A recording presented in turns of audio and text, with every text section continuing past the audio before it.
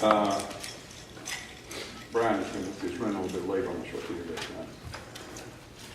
We're only 25 minutes late, so let's get started. Welcome to everyone. We call the meeting to order. Order at this time. You have in your packet a copy of the agenda. I hope you've read it and are satisfied with what's there. If so, I welcome a motion to approve the agenda as it's shown. So, second. Any other discussion? All in favor say aye. I'll give you a chance to say no. Approval of the June 27th, 2013 Finance Committee meetings. They are a copy in your packet also.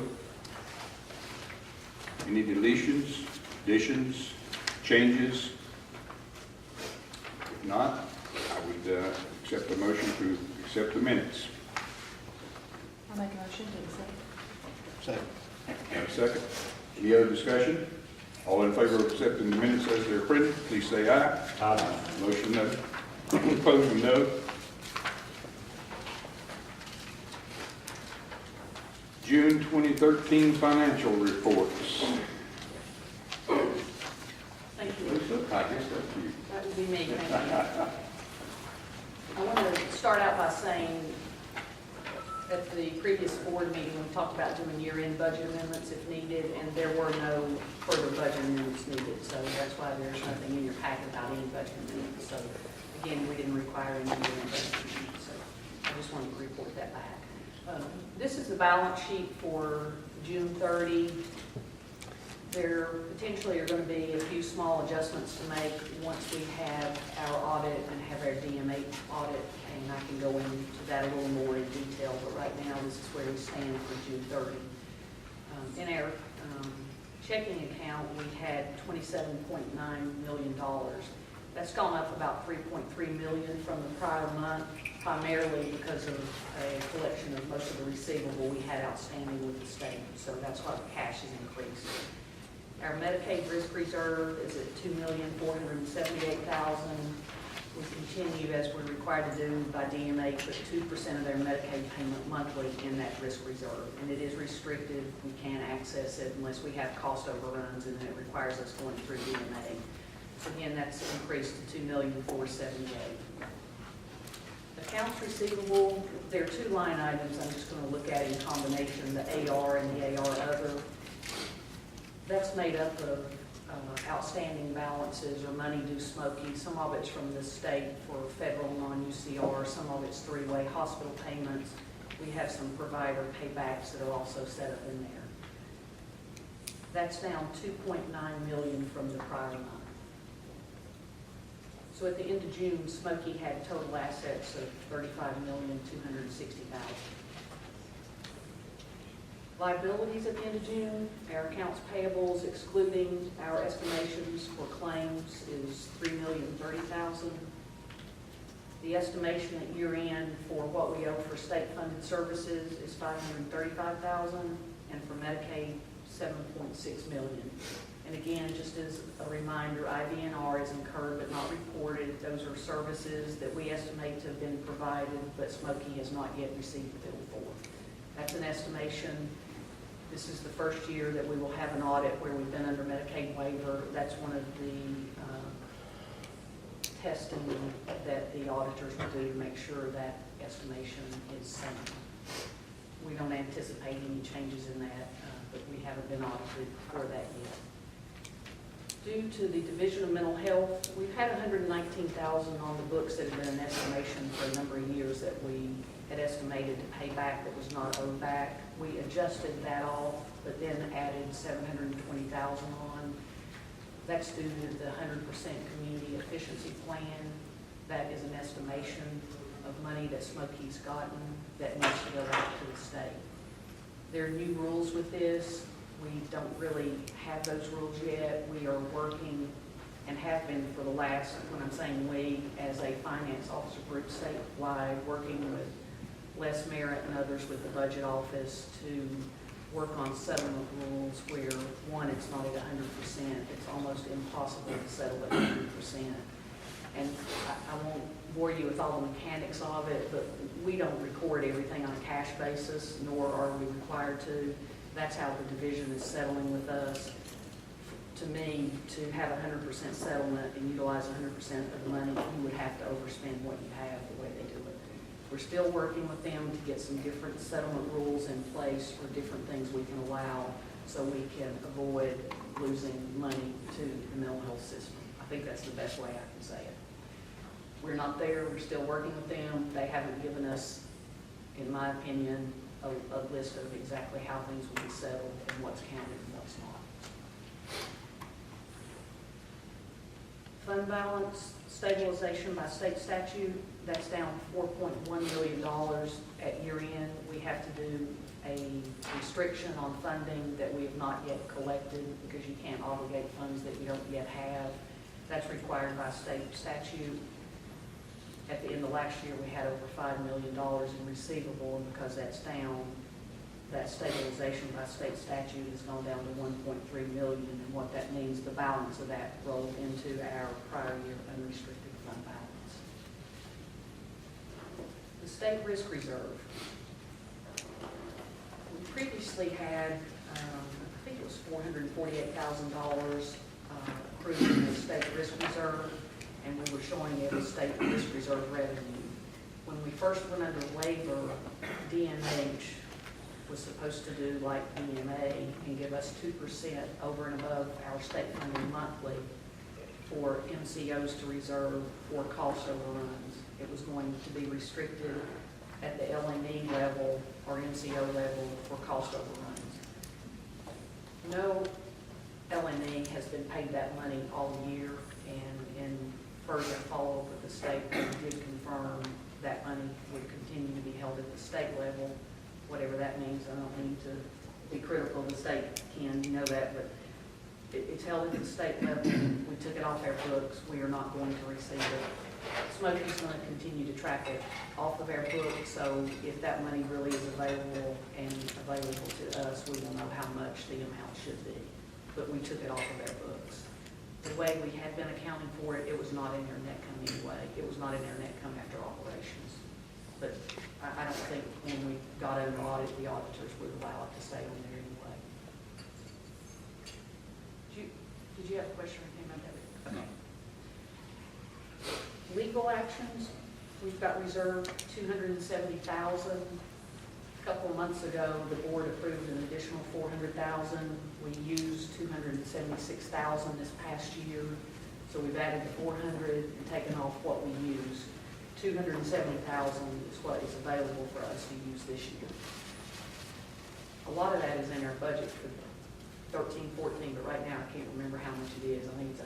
I'm not sure how much is in there, but based on a lot of the activity lately, that's going to get used up pretty quickly. In the unassigned current year and Medicaid and other funding sources, we've got a surplus this year of about $4.3 million. If you think about that, that's less than 1% of our budget, and I don't think you can get much closer than that really and manage your funding.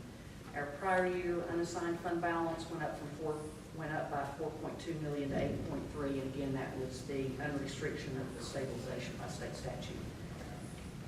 So of course the balance sheet is balanced, so our total liabilities and fund balance at the end of June are $35.2 million. I know this is something we normally report, but it seems like June 30th is a good time to ask the question, or the balance sheet even. The fund balance minus those fixed assets, if I understand what that fixed assets is, what percentage of our total budget would that roughly, would the fund balance roughly be? Right now, just on the unassigned part now? Are you talking about? The total fund balance, the 23. Oh, the total fund balance to even the Relative to the restricted and budget. everything? Uh-huh. Our current budget is $150 million, so.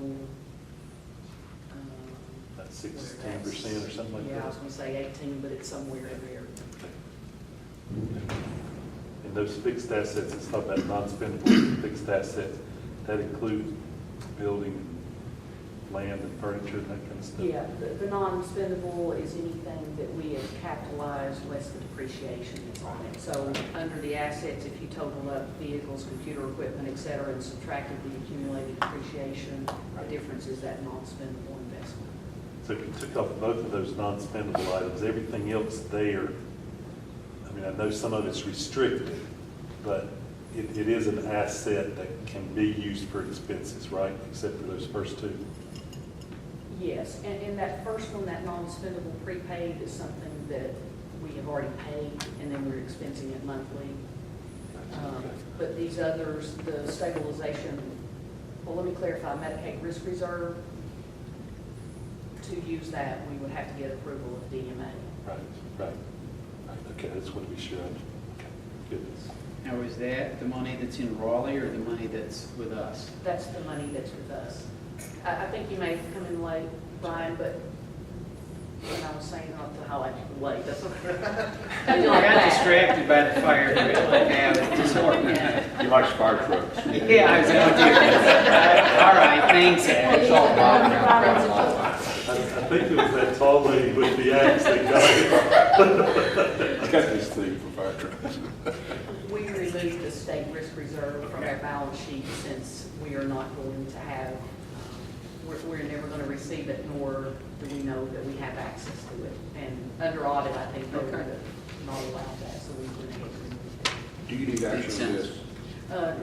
We'll do it in just a minute. Okay. I'm Is gonna that- go is over that- these two other reports. Is that number set by statute? I mean, is it 1%? Is that what it is? And what is that number percentage-wise of our budget? The risk, What is set up, stabilization by state statute, that 1.3. there is a calculation that's defined that we use, but the easiest way to back into it is what your receivable is. Okay. But there's a much more detailed calculation that you get to it, but basically that's what you get back to. Okay. So when you look at the receivable, and the way I always think about it is because you haven't received it yet, you can't obligate it, so you have to reserve it. Right. And usually it's only adjusted at year end. Okay. And can I just mention also that we did not include the Medicaid receivable in the reserve for state statute because we have a risk reserve that's reserved for cost overruns in Medicaid. And it's in the same restricted heading in the fund balance. So we did not include that in the state risk reserve calculation, or this estimate at year end. Again, that number could change under audit. If something was to change with the AR balance, we would need to adjust that. And then just a quick follow-up, in the Mercer study, when we were moving toward where we are today, what was I know there was a recommendation that as an MCO, as opposed to just a straight LME, we maintain a certain fund balance for healthy status. What was that percentage? You know, Michael, I don't remember if they said a particular percentage, but typically we would strive to have a 15% unrestricted, and that's what's usually allowed by the state. If you exceed 15%, you could find yourself in a payback situation. Counties, for you guys, you probably have 30% or 50% or something, don't you, in fund balance? We don't, but we think we're pretty healthy compared to where when I came on the board in 2002, we were below 3%, but we ended the year at just over 3%. We're now at roughly 33 total, but unrestricted is, I say 23, something like that. But to us, that's healthy. In 10 years, sir. So that's a term.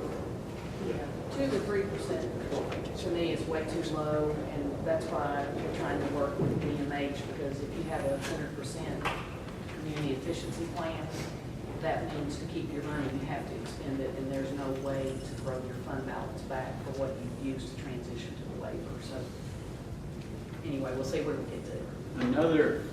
Another way to talk about that, Michael, that question, basically I think where you're headed is how much money, now we're in this different business. Right. How much money do we need to keep on hand to be fiscally sound and viable and not have to lay awake and bed at night.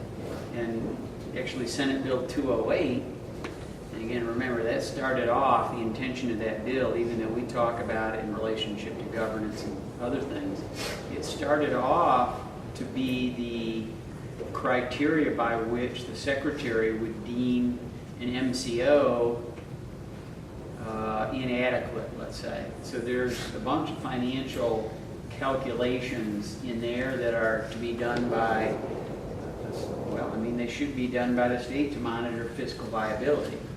So the question really becomes in relationship to that now. That's how they judge if you have enough fund balance or if your cash flow is appropriate. Right, because they're looking at your current ratio, and if it's less than their required target 3 consecutive months, that's reason to terminate the contract. So they did that first round of reviews, and all the MCOs passed the first round. What is their percentage minimum threshold on that unassigned? What is their one? And what is their kind of minimum threshold for that unassigned or unrestricted? I don't think that's one of the solvency measures. They No, don't it's just do it current that ratio. way? They don't, yeah, they're just looking at current ratio. I mean, we could spend, that would be a good thing to spend a little time on, you know, we're just trying to catch up on it. Well, those are the right questions, and and the answers we're giving you are the answers, but it would take a little while to go through it and really understand it. But basically, if you look at the uncommitted or unrestricted or unassigned, what you want to talk about, looks like we're at about 8%? I'm doing that in my head. Right, because 8%, 150 million would be around 12. So we're not at an optimum, but we're not doing too shabby. Right, and we have surplus this year, which is held, because we were around unrestricted about 3%. And unrestricted the reserve for state statute, which is really just based on when you collect receive. So, you know, that kind of thing's kind of how we counting actually unrestricted. Sorry, Mr. Troll. I'm going to move on to the analysis of revenue and expenditures, and this is for the 12 months of the past fiscal year. The service revenue for Medicaid is $105 million. That's on that first line in that first block. We ended up utilizing $105,600,000, so we ended up having a deficit on the Medicaid service side of $480,000. And I'll have to say, from where we started out the year after the first couple months, this to me is pretty remarkable where we got back to. So we ended up in with a deficit of $480,000. Also, just want to highlight, when I look at our service expenditures, over half of them were on innovations and ICFMR. And those are the high dollar consumers in ICFMR really have been there for years, and I think moving a lot of consumers out is, and I know Christine, you all the clinical staff, know this a lot better than I do, but I think we may have moved one person out this year, and that's it. But usually if they're in an ICFMR, they stay there long term. Exactly. And then we do a lot of work around that. It's been a real struggle because of the lack of whether it's in our provider network to really have other options for these people. We really have to work hard on that in the next year. And also under waiver, the ICFMR rates, you're required to pay the DMA rate for 3 years under waiver. So whatever DMA sets as the rate, that's what we have to pay. And I think I'm just pointing this out because those are 2 areas to me that it's hard to control the cost in those areas, and that's over half of what we spend. On the administrative revenue for Medicaid, we've got $16,189,000. We utilized $11,423,000, so we have a surplus on the admin side of $4.7 million. So our net operating surplus for Medicaid, we ended up at $1.2 million. I want to come back and just talk about this administrative revenue in a minute on the Medicaid side. On the state and federal side, we have service revenue of $25,446,000. Showing here a service expense is $25,468,000. Included in that is a $720,000 payback that we're estimating is going to be paid back to the division that we did not use, based on how we think they're going to settle with us. Again, that is an unknown. You know, I don't know under settlement if we've got IPRS state services from the prior year that got them this year. There are all these rules about whether it's cash or accrual. When did we account for it? When did they account for it? I think we'll be as creative as we can to try to get as much expense in and get them to accept what we've done to minimize a potential payback. Where's that number, Lisa? It's actually, I'm pretty sure it's in this miscellaneous line item of the 1.2 million. It wouldn't be showing in any of the service Okay. expense. It's down on either service, it's in this miscellaneous line item, I'm pretty sure. Do you know for sure, Jason, is that where we posted it? That's all right. I'm sure it's where very it is, certain 'cause- that's where we posted it. Yeah, because it wouldn't be against any of the services, because we're not paid service specific, so I'm sure it's in that miscellaneous item. Again, I think we're going to have a payback. I don't know what it's going to be. I know we'll have one unless we can do a lot of persuading of the DMH auditors or get some different settlements. On the administrative revenue from the state, we've got $3,367,000. We show $3,367,000 of expense. We did get word from DMH a few weeks ago. They did not accept our administrative cost allocation method that we use. And I just want to go back and explain what we did. Last fiscal year, 12-13, we got over $7.2 million from the state for administration.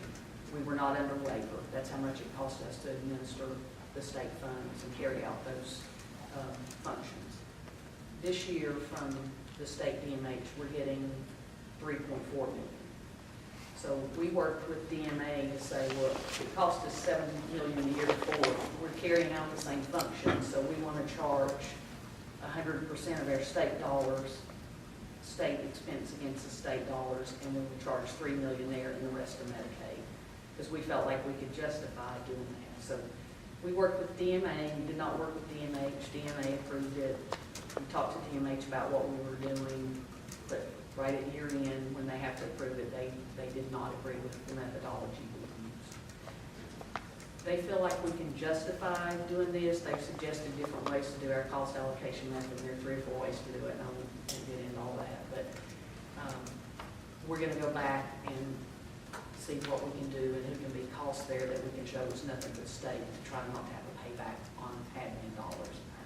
You know, to me, we ought to be able to justify $3 million when it did cost $7.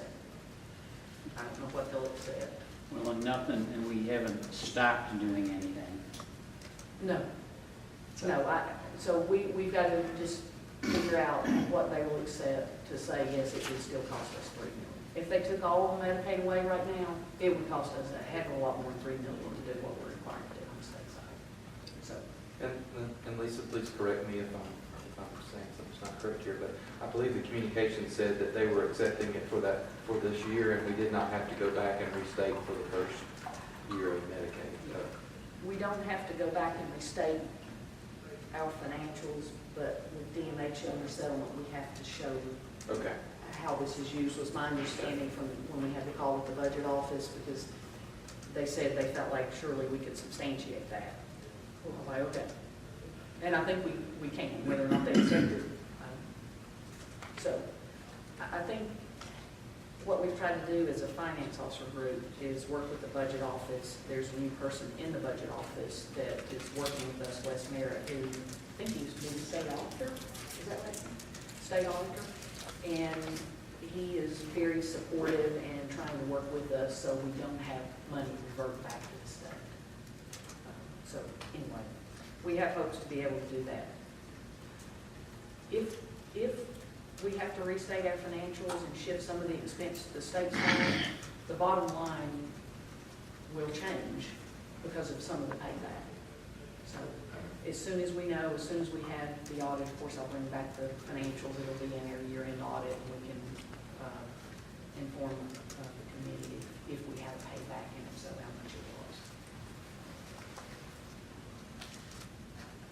one of the things, just thinking back, since we have finished the first year under the waiver, how did we do? Really, when I think about it, and again, I think where we started out, and we started out with services kind of on this straight up, trajectory. I'm really kind of amazed at where we ended up getting back to. Since we are back to that point, hopefully this year, we will not have to not fill positions, not have capital outlay, do things we did last year to make sure we weren't going to be in a deficit situation. So I think we're all really happy about that. We'll get to fill positions that we need. And I'll say the other thing, it's kind of a double-edged sword too. We cut back to make sure we could cover the Medicaid side, and it seems absurd to me that make us have to pay back money on the state side on admin. So no good deed goes unpunished, I guess, but we'll see where we end up. You can put that on your list. We're kind of for it.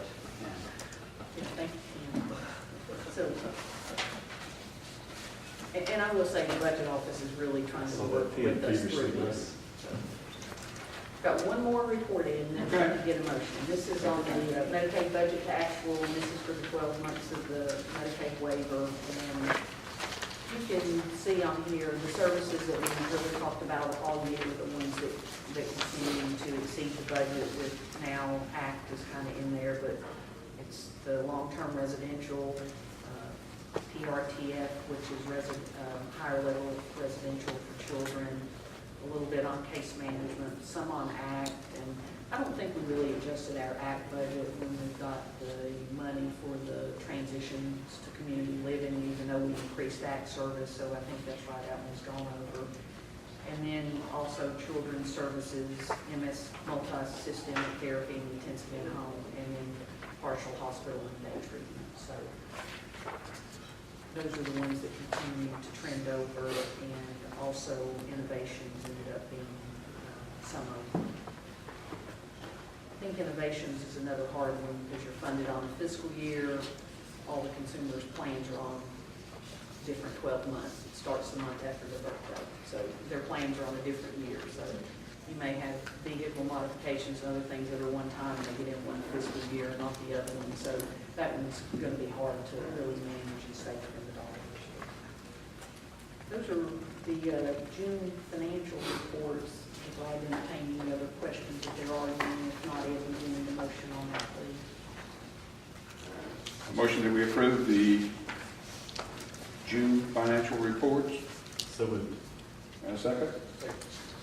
Any further questions? Yes, just one brief one. Okay. On the budget to actual, which you just went over.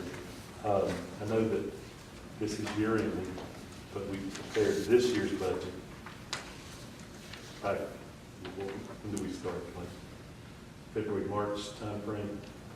Based on how we ended the year, are we looking at any adjustments to shift between line items to reflect what our actual expenditures might?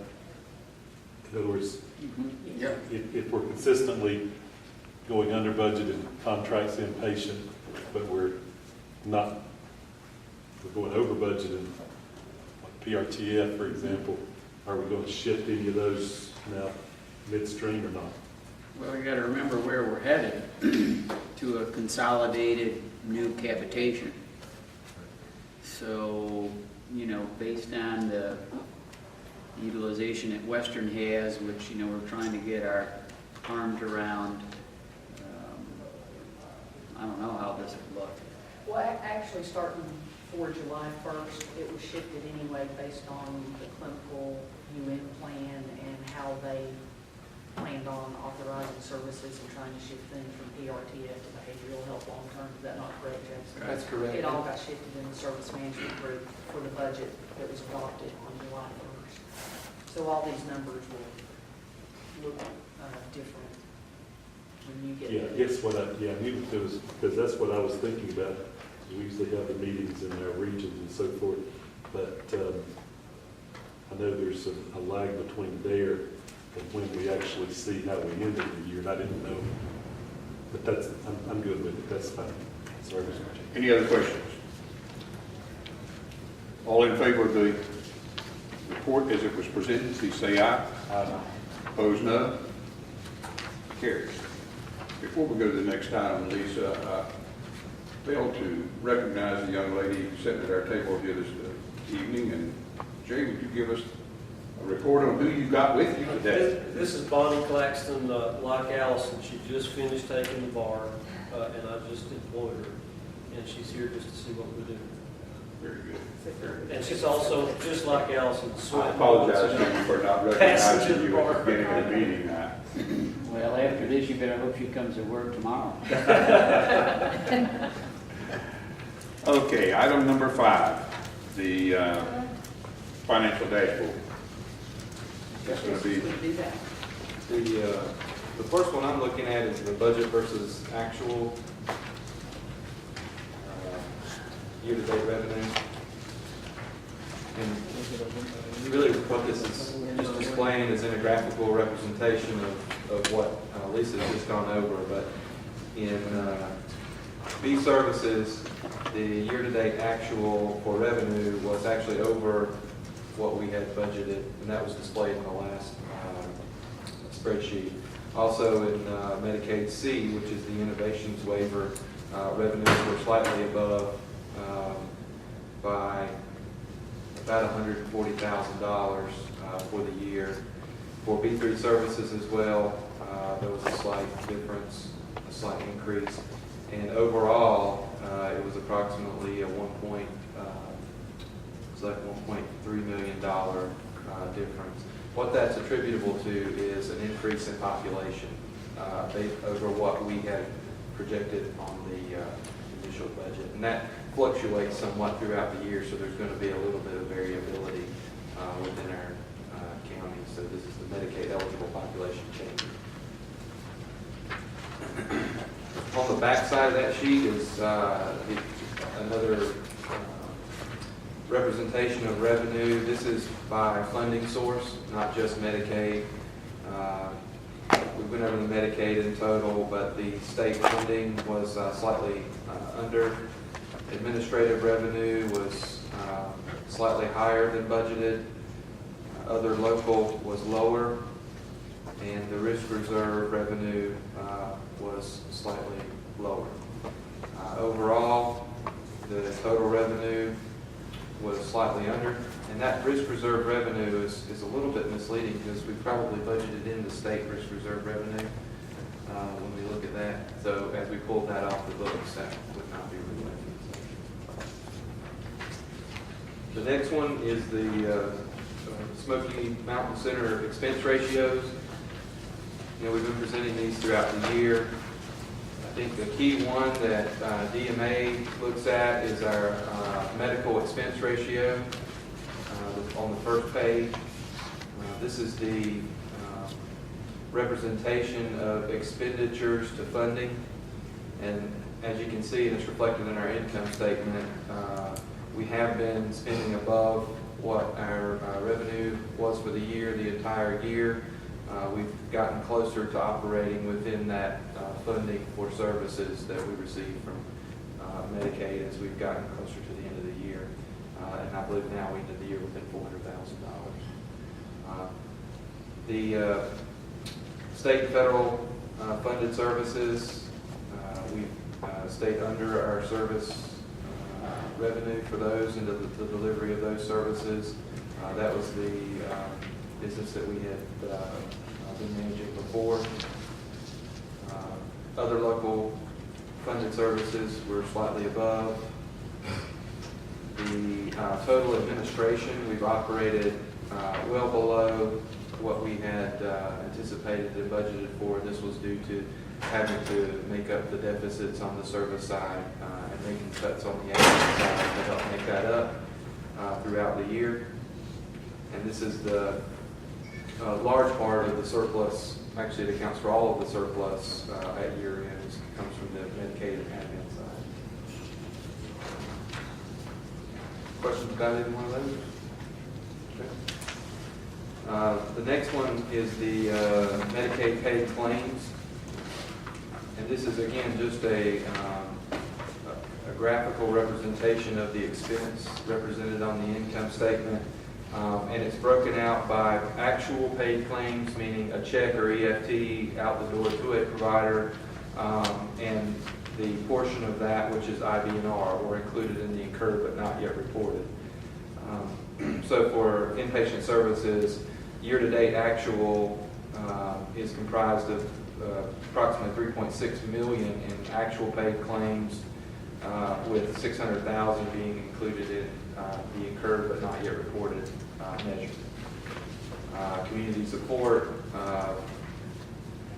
501,000 in paid claims and 45,000 in the IBNR. Behavioral health long-term residential, nearly 8 million in paid claims and 900,000 in incurred but not yet reported. PRTF, 6 million in paid claims and 460,000 in IBNR. The back page of that. Case management, we did not have a budget for case management. Those are services that were discontinued. However, we did honor authorizations that were already in place for consumers, so we did pay out those claims. Outpatient services, 8.8 million in paid claims and 1.2 million in IBNR for outpatient services. ACT services, we've paid out nearly $5 million with 480,000 in IBNR. MST intensive in-home, 6.1 million in paid claims and 328,000 in IBNR.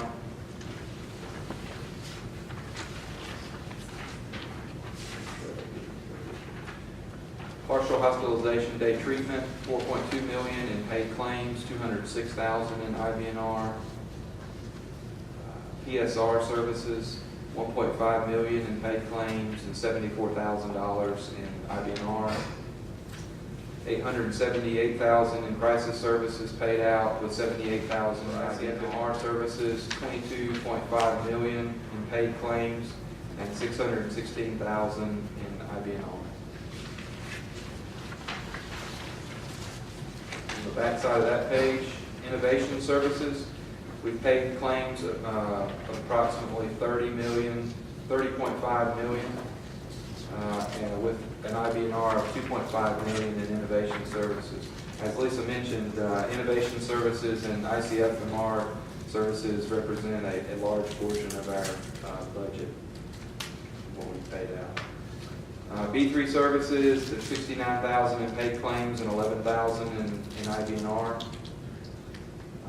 For total Medicaid services, $98 million was paid out over the last fiscal year, and 7.6 million is in the incurred but not yet reported, and most likely most of that has been paid out at this point. Probably some measure of claims still included in our IBNR incurrence. Questions about that? Just one question, I guess you discussed it, now I might have missed it. On community support, why did we spend so little? Was it lack of providers or? Community support is a specific service definition on the mental health assessment abuse side for adults, and we don't provide a lot of that service across our community. Well, you know what, that's community support team. This service right here is really basically gone away. I'm sorry, I answered that question incorrectly. I was thinking of the community support team. But let's say this is community support. This is really not a service that's really in the system very much at all. There was a huge historical problem around this service. I remember the Yeah, press. so it is not a service that providers can do or choose to do today. Okay. We are using this service to pay for another service under a category called EPSDT, which has to do with children, when children are eligible for another type of Medicaid service.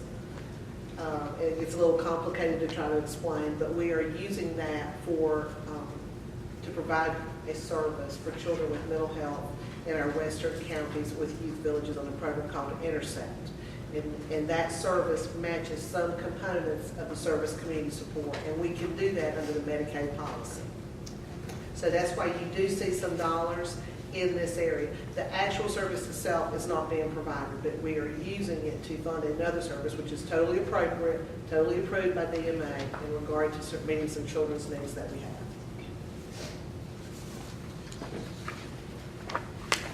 I'm going to go through, I guess, the presentation in the full board, but I'll just go through that quickly. This is the PowerPoint presentation. The first one is number of Medicaid eligibles. It's remained pretty consistent throughout the year. Again, as we talked about, it's a natural curve for it to be lower in more recent months because of retroactive eligibility, and also due to the fact that the turnaround time from when someone is deemed eligible at the local level and goes to the state system, and then we are made aware of it and paid for that eligible member of Medicaid is sometimes a little lengthier than we report out on. So it takes some time for those eligibles to be counted in our payment system. But the average, I believe, was somewhere around 78,000 for the year, Medicaid eligibles in the 15-county area. This doesn't mean we've delivered any services to each one of these individuals. This just means they were eligible for Medicaid and eligible for services. The next one is again, a graphical representation of Medicaid revenue and expense. I won't go through that too in great detail since we've talked about that. Medicaid B revenue versus expense. We talked about budget. This is actual revenue versus expense. On the B side, we've finished the year where we're on a monthly basis operating within our capitation. So we started to chip away at that deficit that was accumulated over the first 6 to 7 months of the Medicaid waiver, and so we started to operate within that budget on a monthly basis, and that's what this line graph represents. Medicaid C revenue, as Lisa said, this one, the way it's funded is maybe a little bit more volatile as far as the curve of expenditure. Some months under, some months over, and it goes up and down, as she mentioned. It could be that 1 month the services for vehicle modifications or in-home modifications happen to go on the ledger in that month. So it's a little bit less of a smooth expenditure line based on when expenditures fall. B3 revenue, this is what we've talked about for many meetings before, of how part of our Medicaid deficit has been made up by B3 revenues, where the slowed implementation of B3 services in the initial year of the waiver has occurred. The next one is Medicaid admin revenue versus expenses. As the other documentation has shown, we've maintained a lower amount of expense than we receive for revenue for admin portion of operating Smoky Mountain Center for Medicaid. I mentioned, I think every month that November appears as an outlier because that's when we did make that allocation change, when we worked with DMA to use the state allocation for admin expenses first. So we adjusted through that current month when we made that determination. Looks like that was about November. So that was when we made the change to the new allocation method, and that's why it appears so much different. Overall, the total Medicaid revenue versus expense has remained revenue above expenses, and that's reflected on the income statement for a surplus of a little over $4 million for the year in all admin and services. The next is a graphical representation of the net surplus and where we were to begin the year, and as we've moved through the year on a monthly basis, this represents what we've reported out as the net surplus or net deficit overall. And this would tie to the P&L or income statements that we presented, and we've ended the year at 4.2. We got pretty close to break even there in October and November, and then work to get the service expenditures under control while making it up with the admin portion of the budget. Never had a month in the red. We were close. When you think of $17,000 and $150 million,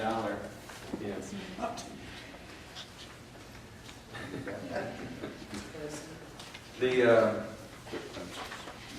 We've presented this child continuum over the course of the year, and this may or may not be the last month, I guess, we presented this in this fashion, but as we've had feedback from the board as well. But I just wanted to, for comparison's sake, show where we've been throughout the year and where we've ended the year. The first one is PRTF. This is where the most work was done in our clinical department. And as identified by Mercer, there was overutilization of these services. And we finished the year under our capitation for the last few months based on that work being done in UM. So that yellow line represents what we were getting paid to deliver, and the blue line above is what we were actually delivering and what we inherited in the system, so as being delivered. Behavioral health long-term residential has, while it did spike as children were being moved through the continuum of care, it has leveled out in the past, appears financially in the past 5 months for delivery of services. It's still slightly above what the PMPM is for these services, but it has leveled out from the movement from PRTF in the care continuum. Also, MST, intensive in-home, has remained fairly consistent throughout the year. This service has not moved from what it was essentially when it was taken over by Smokey. It is above the PMPM for this, as identified by Mercer. But again, as movement has happened in the continuum of care, and folks were moved out of PRTF and higher level services, there's movement into some of the lower level services within the continuum of care, so that would explain that. But any questions?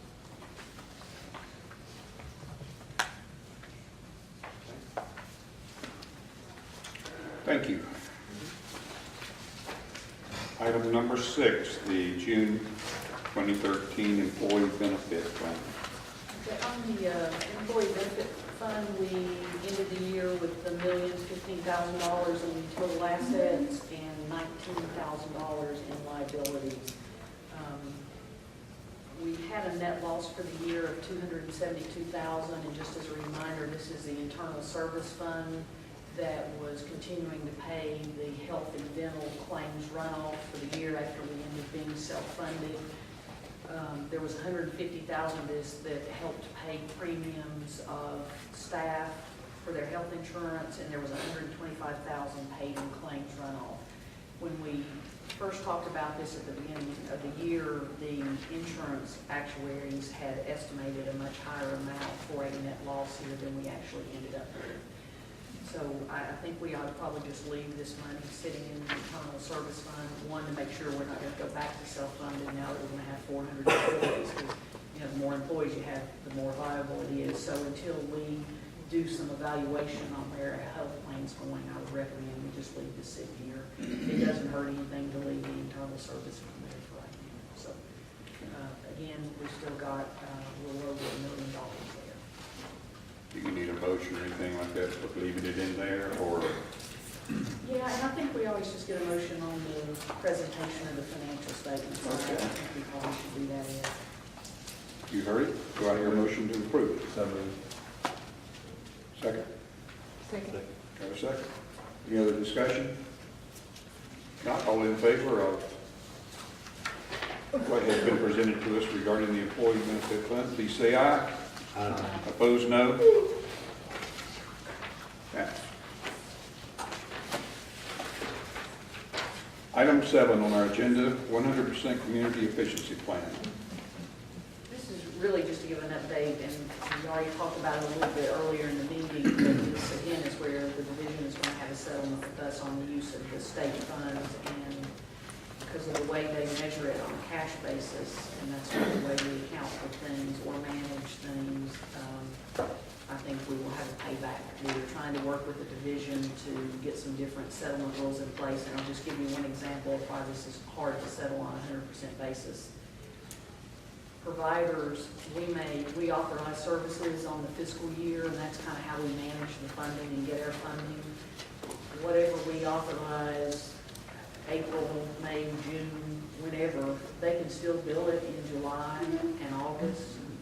We still are going to pay it, but in the state system, they're going to count it in the next year for settlement. That is not how we operate. So the way we have to operate and account for funds and the way they're trying to settle, they don't match up. And again, all I can say is the CFOs are working with them being the budget office, to try to come up with some different settlement expectations. We will never hit 100%, but I don't think we can do that. But anyway, we'll see, we'll report back. You where see we some are. light though somewhere. Well, I hope so. I hope so. Yeah, because they're reasonable. And in fact, I've had a couple of calls with them. We've kind of written position papers, and I think they're trying to work with us to come up with something. And some of it may even be mandated. I don't know. But anyway, we've just got to continue to work to try to change this. Item number 8 on our agenda, NC Tracks. I guess we should work to try to change NC Tracks, so. Just kidding.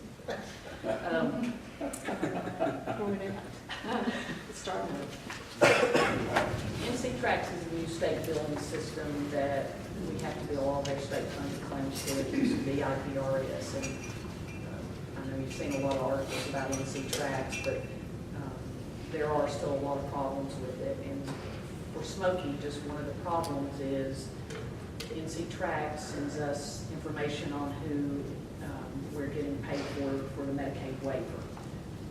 They send the payment, we do the reconciliation. They haven't been able to send files for us to reconcile it. So we got paid in July and August. We think it's a couple $1 million short. We don't really know how short it is. Some LMEs are saying their payments are $5 million short of mine. None of us really know because we don't know who we got paid for. I mean, I think that's the best way to say it. So we also can't get reports back yet out of NC Tracks to monitor this. We have remarkably been successful. We've been successful in one claim submission where 92% of our claims approved because they have removed what are called taxonomy edits for the billing. So a bunch of our claims went through. That was really positive. We've never had that high percentage of approval. We also, the first file we sent is in, I guess it's safe to say it's in a black hole somewhere. We don't know what happened to We're it. not sure where it is. Yeah. So there are problems. One of the things the state has done is allow us to be able to bill all the prior year services we hadn't got through the system through September 30th to get credit this year. But there are still some issues, so we don't know what, with some of the files, they're nowhere, we don't know. So you may hear some of that, we had to file our DMA report really without knowing what our Medicaid revenue was. So there are some issues with it. I know, Judy, you talked about some issues that you're aware of with an agency. I don't know anyone that's not had issues. But not really. I think Jason enrolled their NPI number about 15 times, and I don't know, and finally it took it, but it wasn't, they don't have record of it or something, I don't know, but they are working on the issues. And, we will pretty soon have to start also sending our Medicaid claims to that system too for reporting, so we're doing the best we can. It is what it in is. that system. That's all I have. All right, that's good. Hey, with the delay, we're getting real good, aren't we? Nothing else to come before the Finance Committee? Or anything else to come before the Finance Committee? Being nothing else, do I hear a motion we adjourn? So moved. Second. Moved and second. All in favor, say aye. Aye. All opposed, no. Done. You see